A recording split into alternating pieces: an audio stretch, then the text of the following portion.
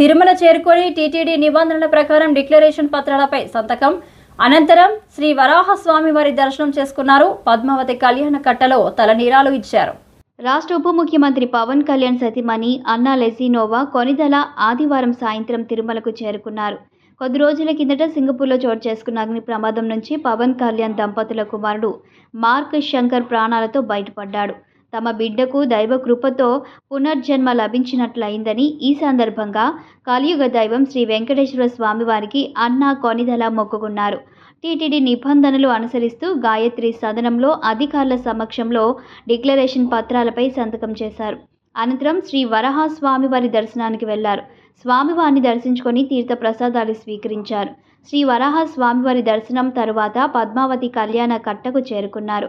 అక్కడ భక్తులందరితో పాటు తలనీలాలు సమర్పించారు. సుప్రభాత సమయంలో సోమవారం వేకువజామున శ్రీ వెంకటేశ్వర స్వామివారి దర్శనానికి వెళ్లారు.